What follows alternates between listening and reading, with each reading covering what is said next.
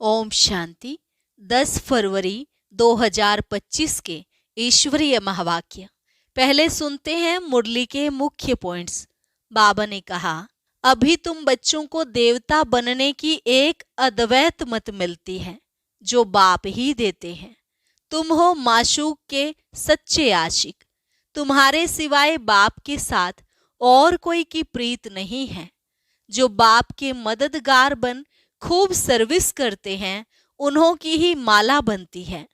भले तुम बच्चे अभी युद्ध के मैदान पर हो, परंतु हो डबल अहिंसक। सबसे बड़ी हिंसा है काम कटारी चलाना।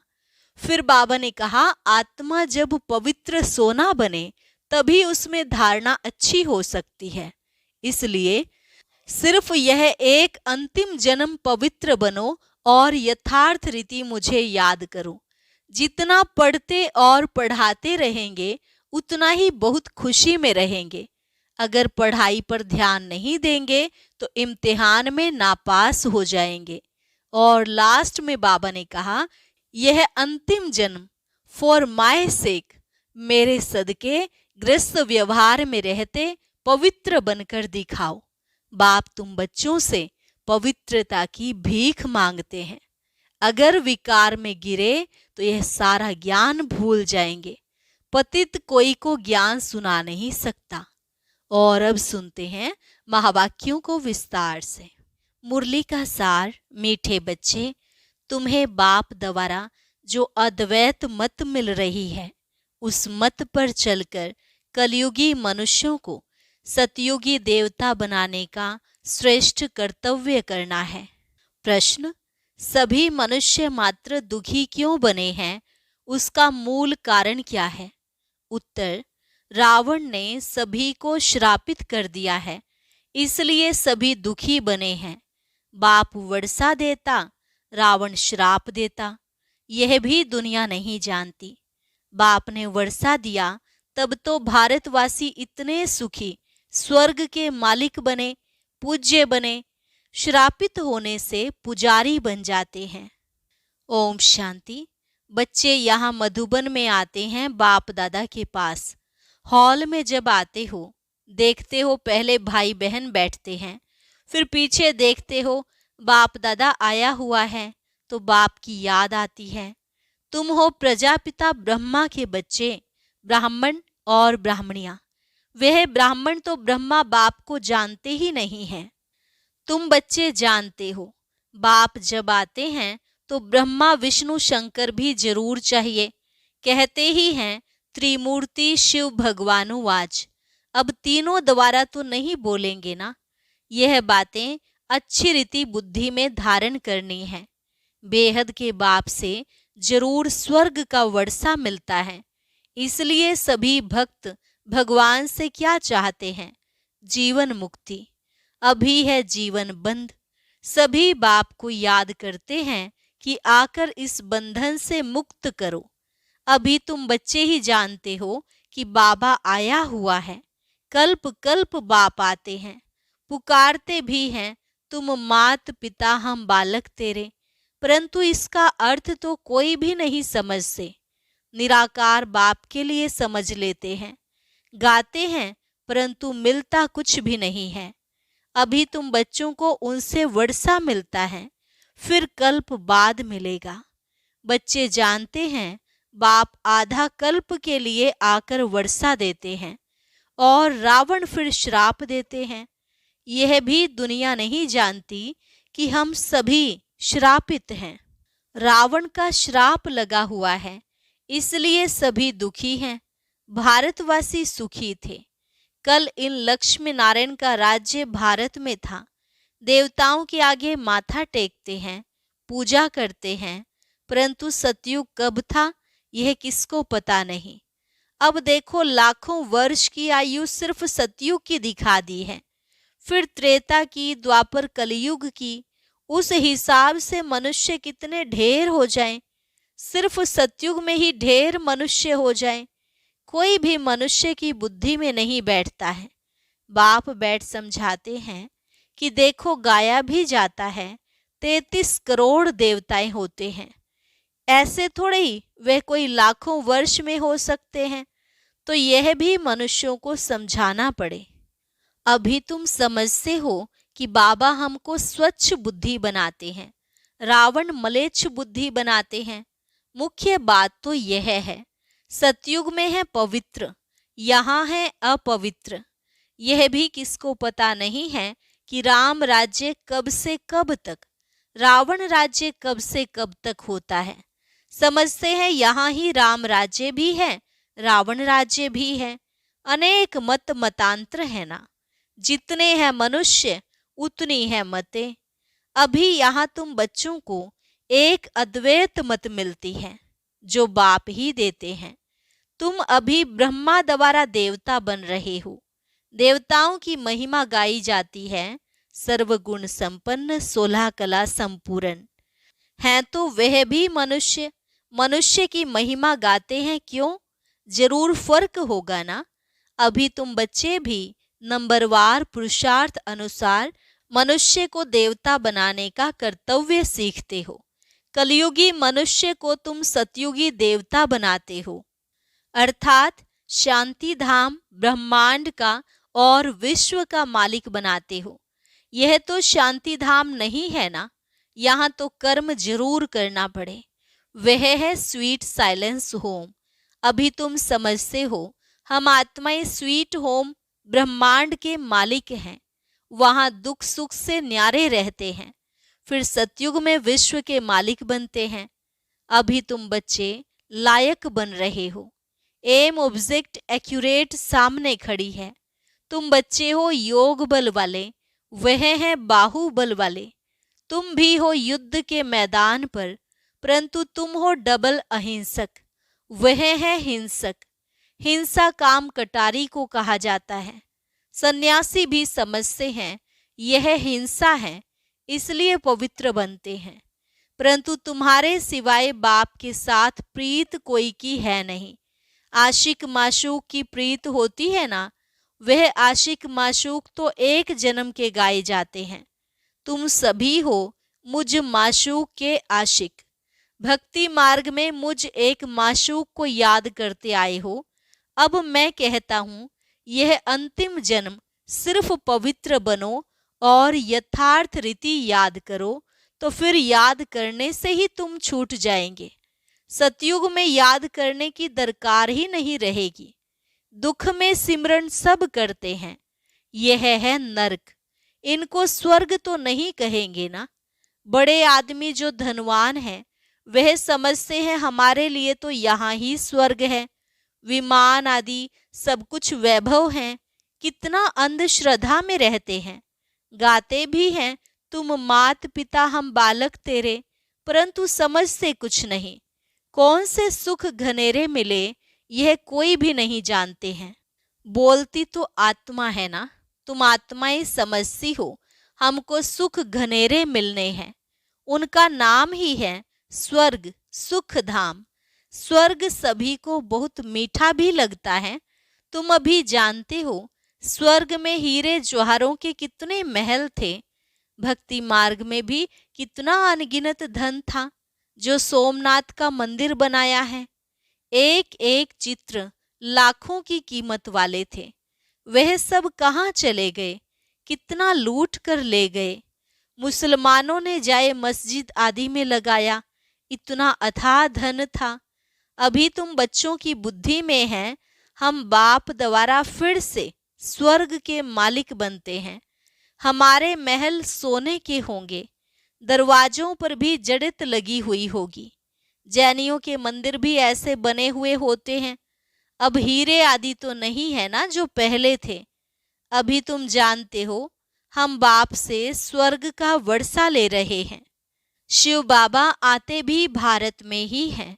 भारत को ही शिव भगवान से स्वर्ग का वर्षा मिलता है। क्रिश्चियन भी कहते हैं क्राइस्ट से 3000 वर्ष पहले भारत हेवन था। राज्य कौन करते थे यह किसको पता नहीं है। बाकी यह समझते हैं भारत बहुत पुराना है, तो यही स्वर्ग था ना। बाप को कहते भी हैं हेवनली गॉड फादर, अर्थात हेवन स्थापन करने वाला फादर। जरूर फादर आए होंगे, तब तुम स्वर्ग के मालिक बने होंगे। हर 5000 वर्ष बाद स्वर्ग के मालिक बनते हो।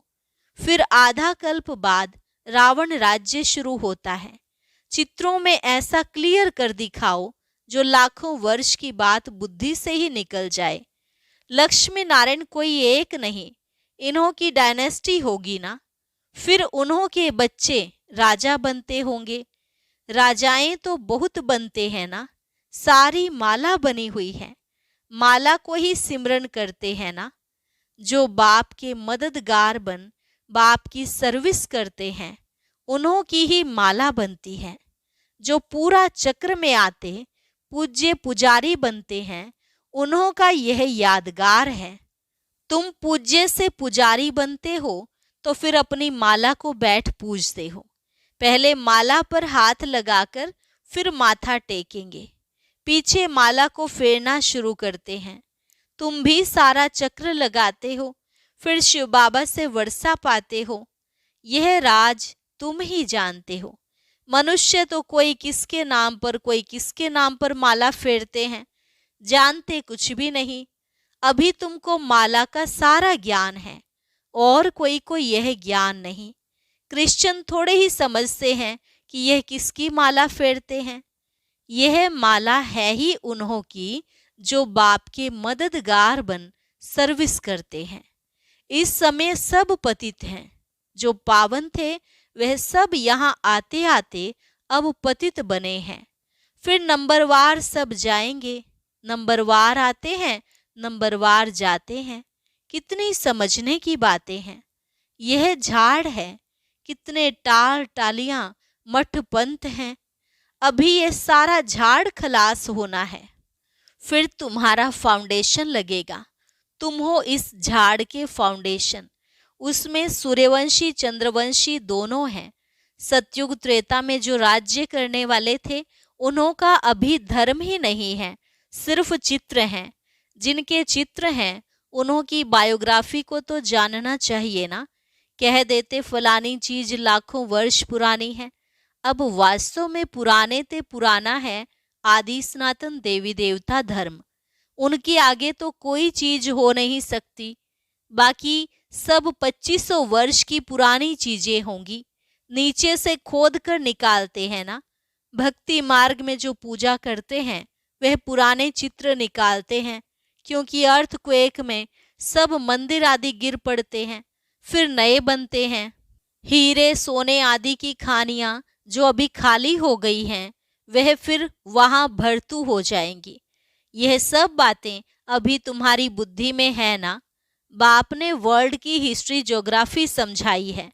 सतयुग में कितने थोड़े मनुष्य होते हैं, फिर वृद्धि को पाते हैं। आत्माएं सब परम धाम से आती रहती हैं। आते आते झाड़ बढ़ता है। फिर जब झाड़ जड़ी भूत अवस्था को पाता है तो कहा जाता है राम गयो रावण गयो। जिनका बहु परिवार है, अनेक धर्म है ना। हमारा परिवार कितना छोटा है, यह सिर्फ ब्राह्मणों का ही परिवार है। वह कितने अनेक धर्म हैं, जनसंख्या बतलाते हैं ना। वह सब है रावण संप्रदाय। यह सब जाएंगे, बाकी थोड़े ही रहेंगे। रावण संप्रदाय फिर स्वर्ग में नहीं आएंगे, सब मुक्ति धाम में ही रहेंगे। बाकी तुम जो पढ़ते हो वह नंबरवार आएंगे स्वर्ग में। अभी तुम बच्चों ने समझा है कैसे वह निराकारी झाड़ है। यह मनुष्य सृष्टि का झाड़ है। यह तुम्हारी बुद्धि में है। पढ़ाई पर ध्यान नहीं देंगे तो इम्तिहान में नापास हो जाएंगे। पढ़ते और पढ़ाते रहेंगे तो खुशी भी रहेगी। अगर विकार में गिरा तो बाकी यह सब भूल जाएगा। आत्मा जब पवित्र सोना हो तब उसमें धारणा अच्छी हो। सोने का बर्तन होता है पवित्र, गोल्डन। अगर कोई पतित बना तो ज्ञान सुना नहीं सकता। अभी तुम सामने बैठे हो, जानते हो गॉड फादर शिव बाबा हम आत्माओं को पढ़ा रहे हैं। हम आत्माएं इन ऑर्गन्स द्वारा सुन रही हैं। पढ़ाने वाला बाप है। ऐसी पाठशाला सारी दुनिया में कहाँ होगी। वह गॉड फादर है, टीचर भी है, सतगुरु भी है, सबको वापस ले जाएंगे। अभी तुम बाप के सम्मुख बैठे हो। सम्मुख मुरली सुनने में कितना फर्क है। जैसे यह टेप मशीन निकली है, सबके पास एक दिन आ जाएगी। बच्चों के सुख के लिए बाप ऐसी चीजें बनवाते हैं, कोई बड़ी बात नहीं है ना। यह सांवल शाह है ना, पहले गोरा था अभी सांवरा बना है, तब तो श्याम सुंदर कहते हैं। तुम जानते हो हम सुंदर थे, अब श्याम बने हैं, फिर सुंदर बनेंगे। सिर्फ एक क्यों बनेगा? एक को सर्प ने डसा क्या? सर्प तो माया को कहा जाता है ना। विकार में जाने से सांवरा बन जाते हैं। कितनी समझने की बातें हैं। बेहद का बाप कहते हैं, गृहस्थ व्यवहार में रहते यह अंतिम जन्म फॉर माय सेक मेरे सदके पवित्र बनो।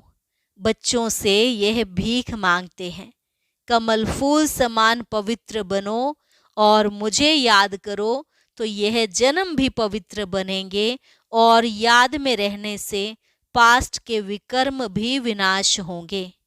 यह है योग अग्नि, जिससे जन्म जन्मांतर के पाप दग्ध होते हैं। सतो प्रधान से सतो रजो तमो में आते हैं तो कला कम हो जाती है, खाद पड़ती जाती है। अब बाप कहते हैं सिर्फ माँ में कम याद करो, बाकी पानी की नदियों में स्नान करने से थोड़े ही पावन बनेंगे। पानी भी तत्व है ना, 5 तत्व कहे जाते हैं। यह नदियां कैसे पतित पावनी हो सकती हैं? नदियां तो सागर से निकलती हैं, पहले तो सागर पतित पावन होना चाहिए ना। अच्छा, मीठे मीठे सिकिलधे बच्चों प्रति मात पिता बाप दादा का याद प्यार और गुड मॉर्निंग। रूहानी बाप की रूहानी बच्चों को नमस्ते। रूहानी बच्चों की रूहानी बाप दादा को नमस्ते नमस्ते, गुड मॉर्निंग। धारणा के लिए मुख्य सार, विजयमाला में आने के लिए बाप का मददगार बन सर्विस करनी है। एक माशूक के साथ सच्ची प्रीत रखनी है, एक को ही याद करना है। अपनी एक्यूरेट एम ऑब्जेक्ट को सामने रख पूरा पुरुषार्थ करना है। डबल अहिंसक बन मनुष्य को देवता बनाने का श्रेष्ठ कर्तव्य करना है। वरदान, विजयीपन के नशे द्वारा सदा हर्षित रहने वाले, सर्व आकर्षणों से मुक्त भव। विजयीपन के नशे द्वारा सदा हर्षित रहने वाले, सर्व आकर्षणों से मुक्त भव। विजयी रत्नों का यादगार बाप के गले का हार आज तक पूजा जाता है। तो सदा यही नशा रहे कि हम बाबा के गले का हार विजयी रत्न हैं। हम विश्व के मालिक के बालक हैं। हमें जो मिला है वह किसी को भी मिल नहीं सकता। यह नशा और खुशी स्थायी रहे तो किसी भी प्रकार की आकर्षण से परे रहेंगे। जो सदा विजयी हैं वो सदा हर्षित हैं, एक बाप की याद के ही आकर्षण में आकर्षित हैं। स्लोगन, एक के अंत में खो जाना अर्थात एकांतवासी बनना। एक के अंत में खो जाना अर्थात एकांतवासी बनना। अच्छा, ओम शांति। अब आज का अव्यक्त इशारा और ज्ञान मोती भी अवश्य सुने।